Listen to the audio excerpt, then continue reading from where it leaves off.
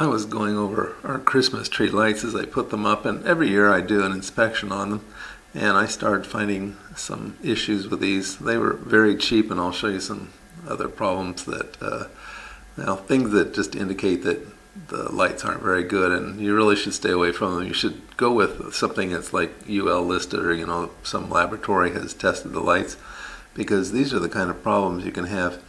This is a normal light, and of course there's like 100 or 200 of these on a string, but you see the wire coming in, there's a resistor, there's a lead coming out, and it's kind of a little bit hard to see, but this has been potted in plastic, so they've injected a resin in here to keep the leads apart to help make it a little bit water resistant. And yeah, so that's a safety factor. Now this one has been operated for an extended period of time. You can see it's starting to yellow a little bit, but no sign that it's really overheated. Now if we look at this one, this is one of them that kind of alerted me to the fact that, well, this was an inexpensive string and I probably should have never bought them, but this was time to change it out. You can see down here that the plastics actually started to melt, that the wire has escaped the insulation on it, and it's actually acted like a hot knife, electric knife, and it's cut its way through the plastic, and the wire is exposed right here, and you can see it's just barely connected on there now. So yeah, this is a live wire. When it's plugged into the wall, it's either 110 or 220 volts, depending on your country. It would be serious. And you can also see that it's starting to discolor a lot more than this. It's starting to overheat. So yeah, of course it would be better to inspect the bulbs before, the whole light string before you buy it. Sometimes that's hard to do, but certainly every year you should go through and inspect light by light. I know it's boring, but this is what you can end up with. So this could either be an electrocution hazard or a fire hazard. This bulb has obviously overheated. You can see this, and it's literally charred the plastic. I mean, it's the next step is for it to start smoking and then start burning. The best thing that can happen is the bulb goes out, and the worst thing, of course, is that there's a flame and it sets other things on fire. On this string, I had 6 in a row that are starting to burn.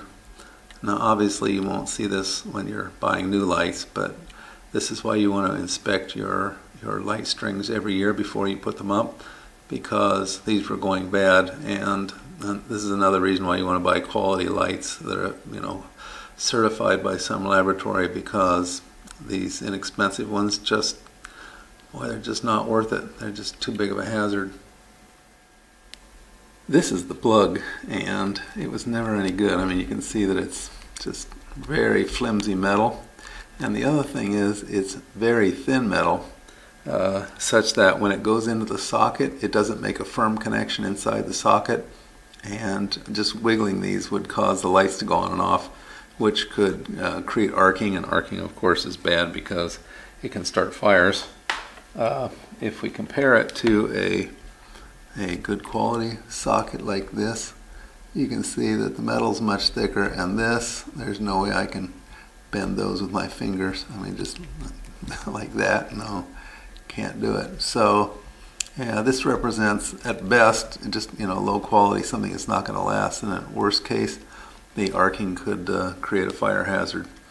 And it's also true of this end. This end is, it has this extension plug thing where you can plug another one into it. Yeah, it's equally bad. This is the controller box that these lights use, and you push this button to make the light steady or blink or whatever the different functions are. And these boxes are not robust. So this is something that you can check before you buy it, and it's also something you should check every year to make sure that the box is not damaged, because they are not robust. These covers, these back covers, pop off pretty easily, and these 2 wires over here connect to the house current, so they have 110 or 220 volts depending on your country exposed right there. So if that cover is missing, that's a real hazard. And again, that cover can come off, kid playing with it, or someone stepping on the box, or a pet chewing on it, or something like that. Also, these boxes are not robust, and they come apart rather easily. So again, somebody stepping on it, whatever, will expose the circuit board, making a serious hazard. So kind of another thing to check before you buy or before you set up your lights for the season. Okay, well, that's not an exhaustive list of everything, but it's a good beginning. Hope you found that useful and interesting in your home holiday decoration efforts.